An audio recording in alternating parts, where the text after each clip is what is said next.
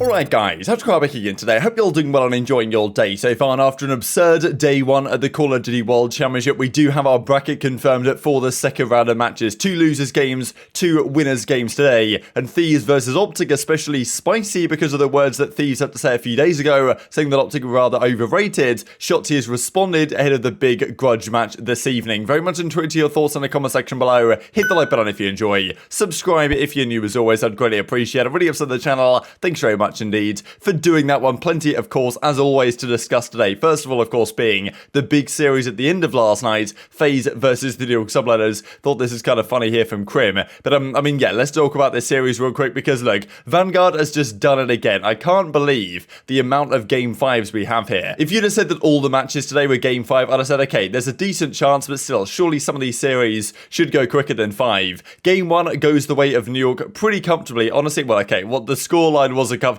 They should have won this more comfortably than they did in fairness. They were up like 240 to 155, and FaZe honestly made a massive comeback. It's probably more FaZe just playing well than Subliners playing badly, but in the end, they do get the final second they need to close out Game 1. They win Game 2 as well, to then take a 2-0 advantage in the series, right? And look, we saw that happen with OpTic. They almost got reverse sweep to a Game 5 round 11. They ended up winning, but then FaZe just went God mode from Game 3 onwards. Of course, we already know that Cellium is a guaranteed 1.3, 1.4, whatever, but aBeZy just went, you know, he just absolutely turned up, right? And that's the thing with aBeZy. For some reason, whenever he plays Crimsix, Crim just cannot seem to beat him, right? Like, whatever the situation is, however good it's looking for New York at, well, this point in the series, 2 maps up, like, they just don't seem to lose to Crim. Ever since Modern Warfare Champs, I don't think Crim has beaten Simp and aBeZy since the Modern Warfare World Championship, which is quite the record. aBeZy just hits new levels against Crim. It's just how it is. And in fairness, right, after the first couple of games, the kind of, well, important players for the Subliners, Gismo and PaulX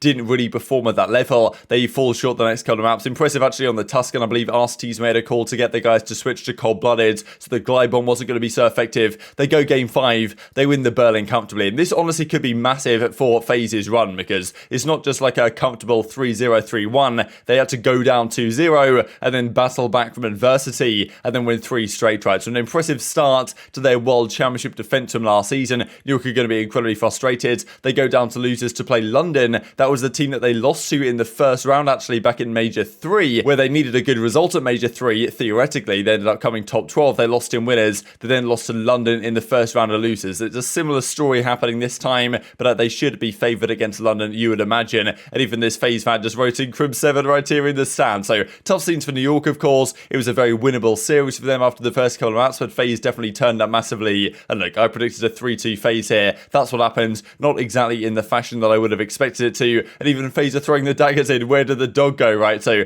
they have a matchup with Seattle next time in the winners bracket. I believe that's going on later today. Of course, we'll look at the matches here in a second. So if they win that, they'll get to top 3 guaranteed. Of course, look, it'd be a surprise at this point if FaZe don't make the grand finals. Can they win the grand finals come Sunday? That is another question, right? But if they do make the grand finals, Simp and aBeZy will have been in 4 grand finals at champs in a row, which are just in and of itself is absolutely absurd. Now, this is from Crim, right? Absolutely heartbreaking L. Got a lot to talk about and regain over. Another challenges to overcome. Losers bracket run starts tomorrow. So that's the thing for New York, right? I wonder how the rest of this tournament plays out for them. And if it doesn't go so well, what does their team look like next year? Let's say they get bopped out top 8 tonight. Like, do they keep the same squad for next year? Seems unlikely, right? They just can't seem to get past FaZe in big series like this. Even Clay says he gave Paul his, like, New York chain for good luck. That didn't work out for him. And as Kismet says, go from the best player in the game, it feels, in every setup, then go to the main stage, everything feels off. Never felt this bad in my life, letting my team down. So a strange one, really, where Kismet reckons that the setups on the main stage feel different to behind the scenes. Whether that's him just not playing at that level or whether there's actually something to that, it's tough to say. It's Vanguard, baby. Like, you can't really call anything at this point to be 100% guaranteed. And the stats are like this at the end of the series. aBeZy plus 32 with a 1.39. I mean, look at this. Kills, deaths,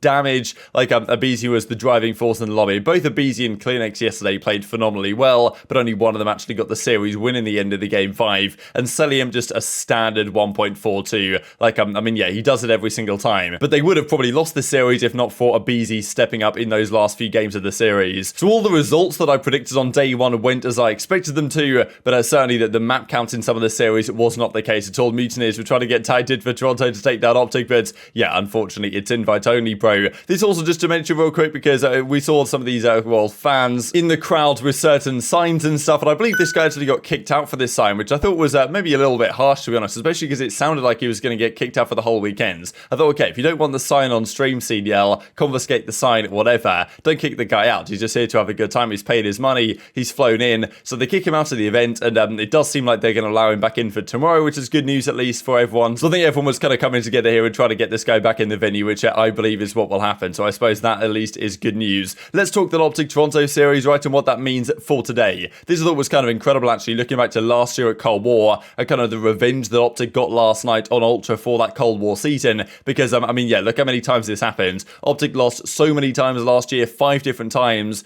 to Toronto last season. That even Dallas Empire lost 3 times to Toronto last year, even in the losers finals, for example. So Toronto were the demons that were taking on OpTic and Dallas in every crucial moment last season, often in Game 5 fashion, and this time they don't quite seem to have that same ice factor Toronto as they did before. So OpTic win the Game 5 round 11 last night. Impressive stuff from them. Of course, they're going to need to do more if they want to make a run in the tournament, but it's not like in the next round they play a team that is, you know, seemingly unbeatable, right? I mean, obviously Boston Breach took Los Angeles Thieves also to a Game 5 round 11. Like, you know, how many of these are we going to have this tournament, to be honest? Like, honestly, Vanguard is just so unpredictable. It's kind of incredible. I saw some numbers actually on the percentage of Game 5s this year compared to last, and I believe excluding Major 4, so including like Major 1, 2, and 3, there were actually less Game 5s this year than they were last year, or pretty much on a level playing field. Since Major 4, the rate of Game 5s has just absolutely skyrocketed, right? So for whatever reason, something happened in Major 4 that just means we get Game 5s every single map here. But yes, OpTic did manage to clutch up this Game 5 round 11, of course. That does set up that Los Angeles Thieves match, and it is a rather spicy one for many different reasons. Even Dashy kind of reacting to that series, saying, look, those guys are so hard to put away, says Formal, so resilient, it's insane, and says, yeah, insane series as usual with those guys. Play Thieves, of course, tomorrow. So OpTic versus Thieves, always a good matchup. We didn't get to see it right back at Major 4, but we have seen it online a good couple of times this season already. It literally says, you know, had to make up for that series with the round 11 ice. So will the ice come into play? More than likely, they'll need to ice up again because every single series at this point is probably just going to go Game 5, round 11. But of course, on the other side, it's Kenny and the Los Angeles Thieves guys knowing that they didn't play their best Call of Duty either, right? Like, OpTic looked pretty good the first couple of maps. They let that control slip especially. But honestly, Thieves were not looking so good either. So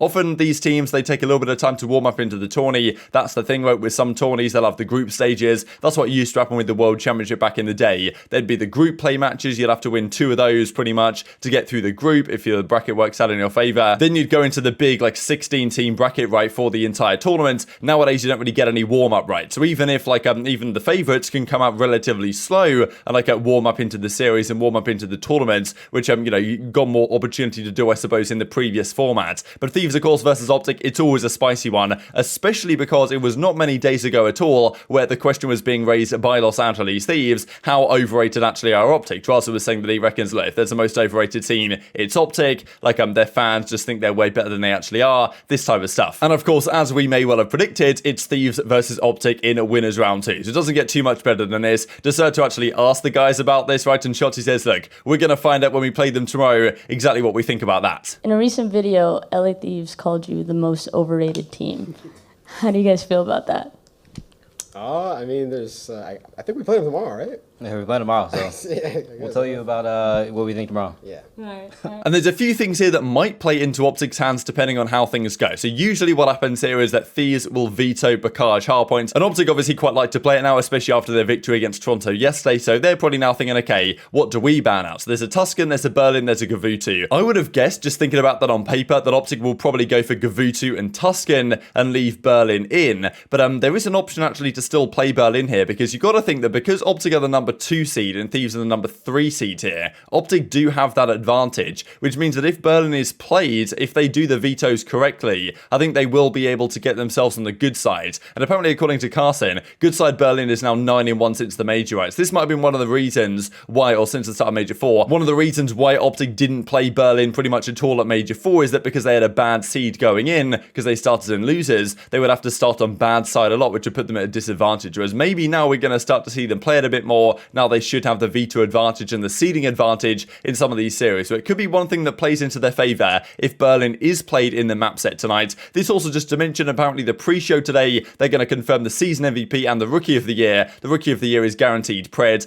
I would say the MVP is probably going to be Cellium. It could be Dashy, of course, depending on how they decide to work things out. So yes, that is all, of course, going on today. I just really hope we don't get another server situation repeat from last night. I thought it was a cool photo actually here. You can see the guys behind the stage. I guess there's like some sort of monitor or something to the crowd in the background. And this is what everyone was trying to do to, well, wait and pass the time while the servers were down, and it was absolute disaster, right? So hopefully that doesn't happen again today. This is the bracket then as it presently stands. So honestly, I predicted all the games correctly, but I didn't get the map counts right in all of them because, I mean, look, who really would have predicted all game 5s? Maybe, honestly, maybe that's the play nowadays, to be honest. But still, this is how the bracket is playing out. Subliners, Ravens in losers, Ultra, Breach in losers as well, and then their winners, FaZe, Surge, OpTic, Thieves. The winner of these two games tonight is guaranteed top 3 at the World Championship, which of course is an impressive result regardless of the way you look at it, but of course they want to go at least one further than that. Let's talk then the actual series in detail. Ravens versus New York. To me, New York surely should bounce back here. Ravens did beat them back in Major 3 in a similar situation when New York went down to losers in the first round, but I do think New York are just a marginally better team. London don't really seem to have too much ice either, and I'm not even sure I want to comment on the map count here, because regardless of what I say, it's probably just going to go game 5 anyway, but I'm going to take New York in this first series. Then Boston versus Ultra. To me, Ultra should show more game 5 ice here, because from my perspective, Boston, I mean, look, what they did against Los Angeles Thieves. They managed to win 2 respawns against Thieves and lost both search and destroys. That's practically inexcusable if you're a team like Boston. Like, if you win 2 respawns against Thieves, you've 100% got to close out that series. Failing to do that shows me that Ultra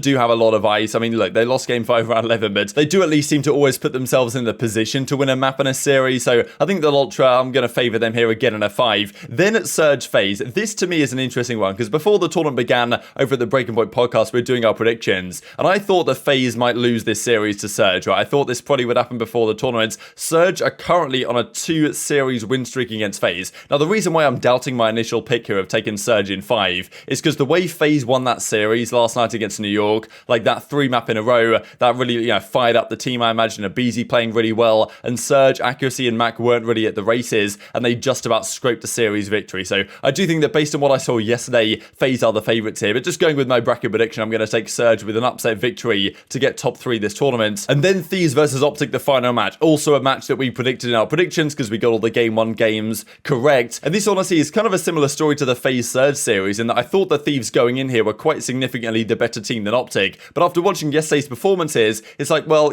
how can you really tell who's the better team right now? But I do think the Thieves should be stronger across the game modes, especially because of OpTic's struggles in control. If they do lose the control, I think they're going to have a really hard time winning this series. But look, if it goes game 5 round 11 again, OpTic don't seem to lose. So I'm going to take New York, Ultra, Surge, and Thieves. I think in my picks today, it's a bit ballsy. We'll see if it pays off. Very much intrigued to your thoughts on all this stuff in the comment section below. Hit the like button if you enjoyed. Subscribe if you're new as always. Take care of yourselves, and I'll see you next time. Crowder, their coaching staff is like, hallelujah. I mean, there's still some things that they can fix.